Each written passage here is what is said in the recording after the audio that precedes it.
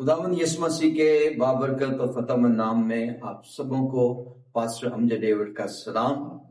आइए अजीजों, आज हम खुदावंद के कलाम पर गौर करेंगे।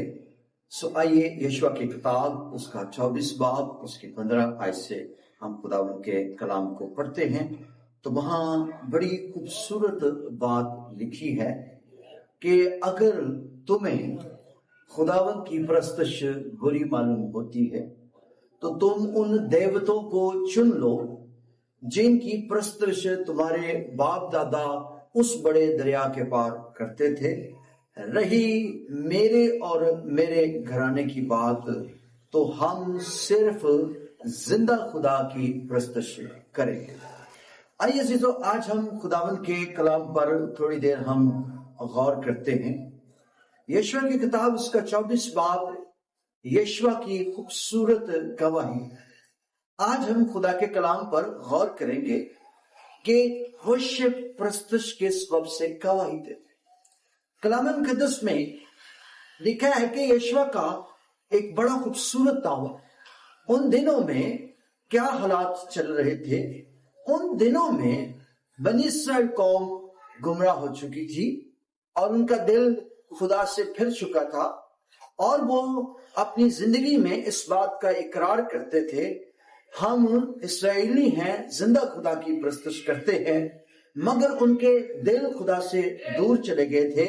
जैसे यशाया नबी कहता है कि तुम खुदावंद की परस्तिश कैसे करते हो? तुम अपने होठों से खुदा की ताजीम करते हो मगर तुम्हारे दिल खुदा से क्या है? दूर।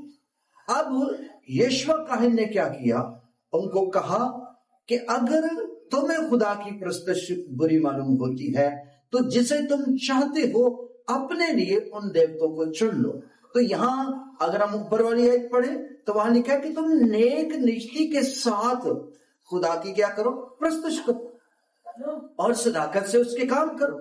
लेकिन यहाँ कलाम मुकद्दस में लिखा है और कहा गया कि अगर तुम्हें बुरी मालूम, अब उनको उनके हाल पर छोड़ दिया, जो तुम्हारे जी में आता है करो। कलाम मुकद्दस में यशवा काहिन जो परस्तिश के हवाले से एक बात करता है, तो ये परस्तिश वो परस्तिश नहीं है जिसको तमाम सिंगर कहते हैं, गाने वाले कहते हैं कि खुदा की परस्तिश करो, गीत गाओ। हम बाइबल मुकद्दस में एक खूबसूरत हवाला देखते हैं कि जब बनी इस्राएल कौम एक सुबह को कुर्बानी, एक शाम को कुर्बानी चढ़ाती थी तो वो उस वक्त तक सताइश करती थी। हम अक्सर औकात ये ज़बूर भी गाते हैं, यहोवा मैं पुकारना वा मेरे वल तू छेती आ। तो ये कुर्बानी जो थी एक सुबह को एक शाम को, उस वक्त तक वो गाते रहते थे जब तक खुदा की हुजूरी आसमानों से जमीन पर नहीं आ जाती। जब आ जाती तमाम तर लोग उनके मुंह गिर जाते हैं। एक्चुअल परस्तिश के जो मायने हैं वो सजदा करना। सजदे का क्या मतलब है? उसको जिसकी आप परस्तिश करते हैं उसको मुनज्जी मानते हैं, मालिक मानते हैं, खालिक मानते हैं। आप उसको अपना आप देते हैं, उसकी शफकत और कुर्बत क्या करते हैं? लेते हैं।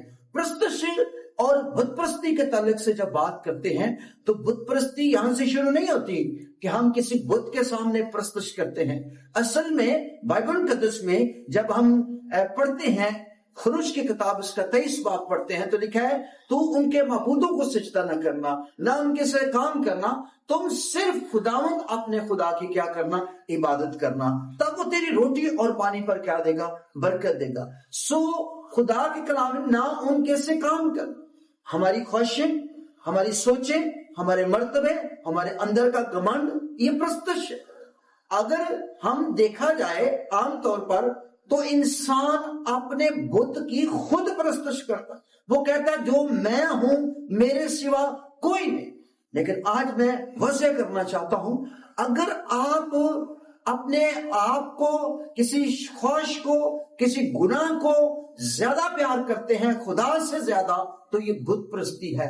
आज बहुत सारे लोगों की जिंदगी में परस्तिश का मुकाम بڑی بڑی خواہشوں نے گناہ نے لے رکھا ہے، لیکن یاد رکھیں خداوند نے بنی اسرائیل قوم پر اپنے آپ کو ظاہر کیا، اور کلام مقدس میں لکھا ہے یشوع نے وہی بات ان کو یاد دلائی، کہا یاد ہے جب تم بنی اسرائیل قوم مصر میں تھے تو کیا کرتے تھے؟ کوڑے کھاتے تھے، غلامی میں رہتے تھے، اور خداوند نے تمہارا رونا سنا، خداوند نے تخت لگایا، خداوند نے تمہیں مصر سے رہائی دی، مصر کے دیوتوں کو شکست دی، اور تمہارے لیے کلزم کے ٹکڑے کیے، تمہارے لیے بیابان میں من بسایا۔ یہ وہی خدا ہے جو آج تم اس کو چھوڑ کر غیر معبودوں کی طرف جا رہے ہو۔ اور ایک شخص کی گواہی اور ورشپ کے سبب سے کیا ہوا؟ پورا اسرائیل لوٹ آیا، اور انہوں نے کہا ہم خدا کو چھوڑ کر اور کسی معبود کی پرستش نہیں کریں گے۔ اب ضرورت ہے اپنے خاندانوں سمیت خدا کی پرستش کرنے کی ضرورت ہے، تاکہ خدا اترے اور بڑے بڑے کام ظہور پذیر ہوں۔ گاڈ بلیس یو، خداوند آپ سبوں کو برکت دے، آمین۔